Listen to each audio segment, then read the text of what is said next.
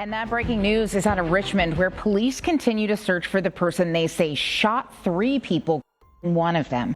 We have warrants for the perpetrator in this case, and we need the public's help. Through the use of our technology, through license plate recognition, we've been able to identify the vehicle used in the getaway of this crime. If you know someone in your family or someone you love that has experienced domestic violence, they need to get help. They need to start by involving police departments, but there's so many other social services that can participate so we can avoid tragedies like this in the future.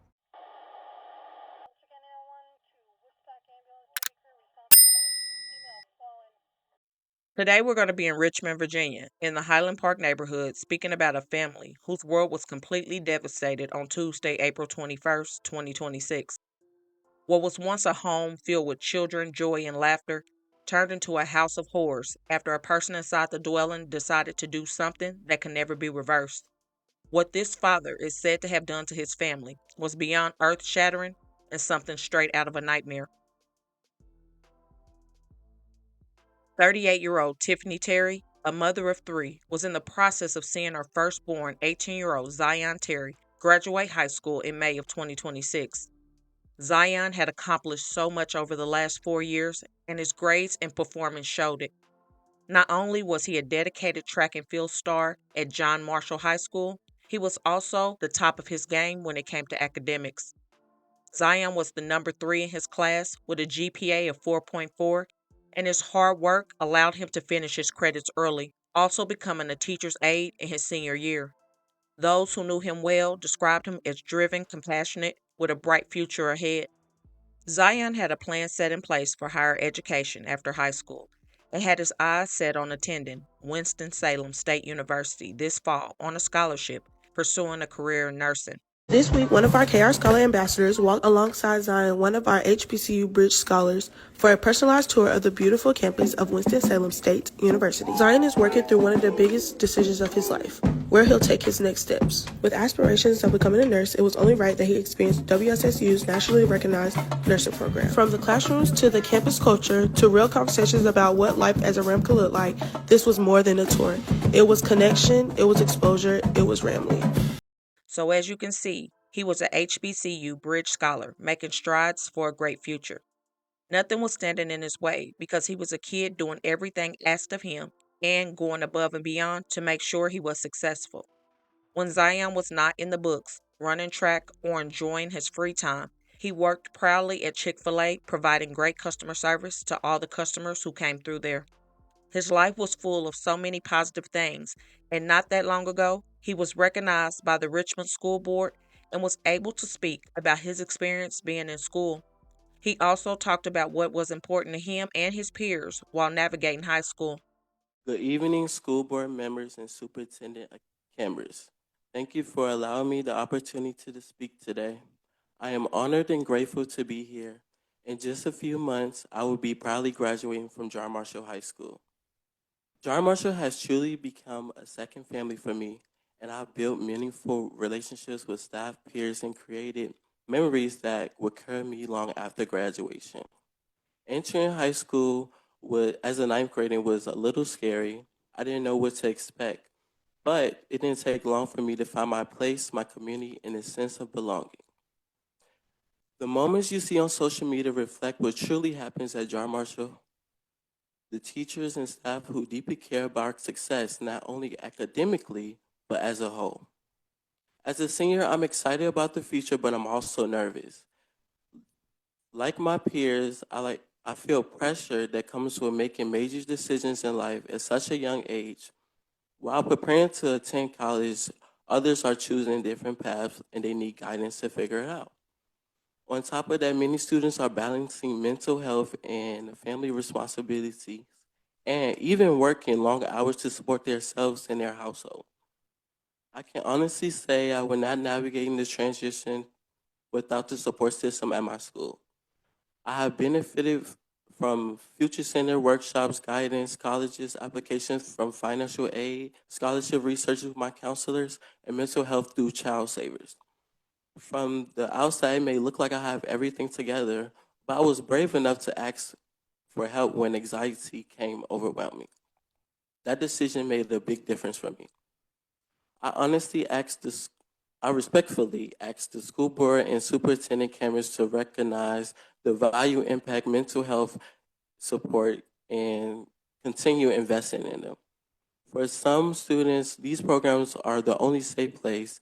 They are the reason why why the students show up every day and keep engaged when things get heavy. Preparing for adulthood at the age of 17 and 18 can be overwhelming, and counselors such as graph advisors and future center staff along our side truly matters.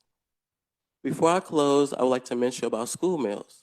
Many students rely on them daily, and I ask for we ask for more healthy options, more consistency, and more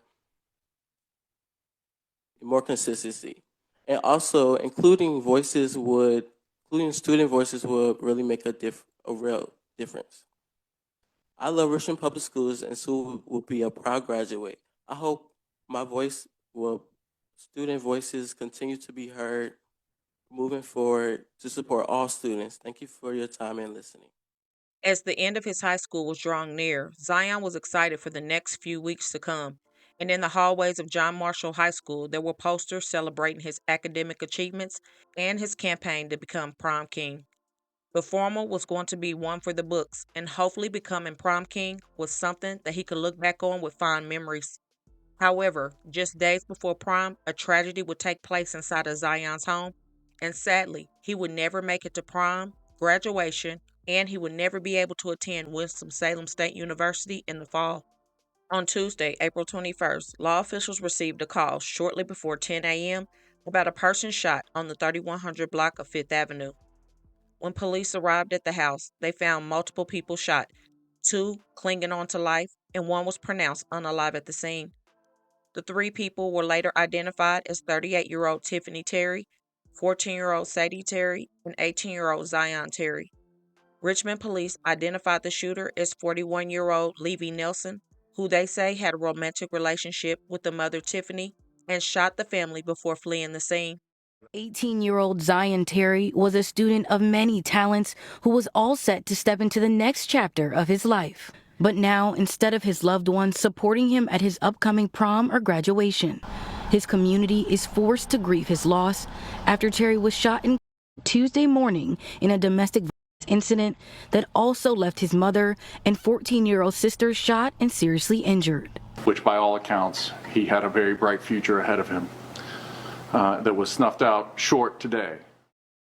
In the hospital, Tiffany was showing signs of making a full recovery, but her daughter was fighting a tough battle. According to law officials, not only was Levy Tiffany's longtime boyfriend, but he was also Sadie's dad. The couple also shared a younger son who did not appear to be harmed in this tragedy. As you enter the front doors of John Marshall High School, on a bulletin spotlighting the top students in the senior class, you'll see Zion Terry. He was just a joy just to watch him blossom from 9th grade until senior year, and just seeing his growth and preparing for his future. A future his school counselor, Sharita Harris, says would take him to study nursing at Winston-Salem State University in North Carolina. He would have graduated with a 4.4 GPA. Around the corner hangs a flyer of Zion running for prom king. Prom is Saturday. And this morning, his track coach, Patrick Diggs, hanging this banner for students to say their final words. As for Levy, he appeared to be the owner of a creative solution contractor since April 2015, and according to law officials, they had no history with the home or DV calls between the two. This crime deeply impacted so many in the community, and family, friends, classmates, teachers, and co-workers gathered to honor Zion's life. As we stated already, the purpose of tonight is to let our family, the Terry family, know that they are supported, that they are loved. The Bible reminds us that we cannot carry our burdens alone. Praying for Zion's spirit and also for the healing of his mother and sister. They were also both shot during what police say was a domestic fit of rage at their Fifth Avenue home Tuesday morning. Detectives believe was triggered by this man, Levy Nelson. The mother, Nelson's girlfriend, is stable and showing positive signs of a full recovery, while Nelson's own 14-year-old daughter clings to life in a critical care unit.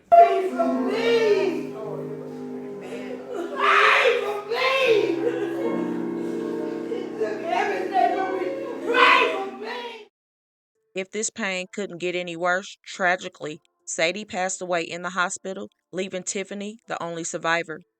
Now, this mother of three had to process the thoughts of losing two children at the blink of an eye behind a crime that should have never taken place. As for Levy, he went on the run for a short time until police caught up with him later that same evening, taking him into custody. You ain't see that shit? I walked right up on that shit. I walked right behind the truck and they pulled up and put our ARs and shit.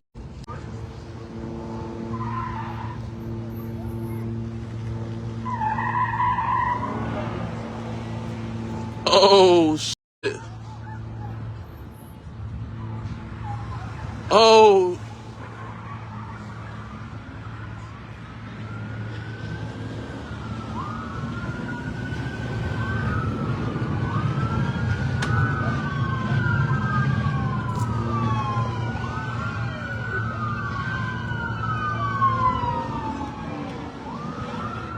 God. Yeah. That definitely his first time doing that shit.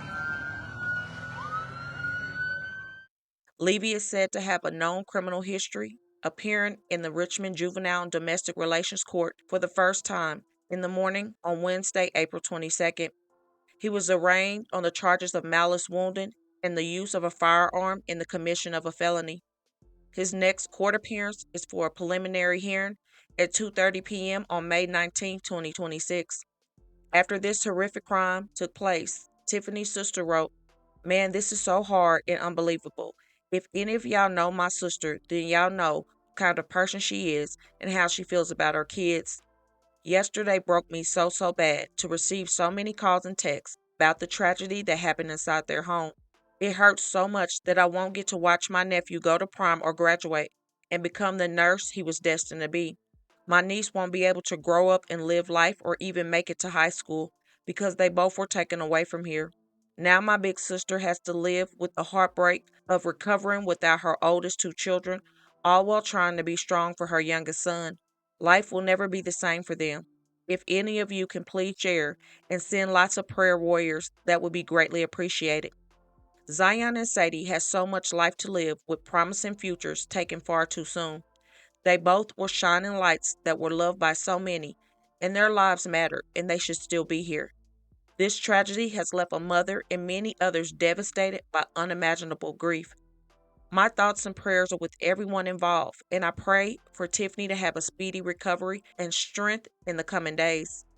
Please don't forget to comment your thoughts and prayers as well in this difficult time, and hit that like button and share to make your people aware. And as always, remember to stay woke. Things change quickly.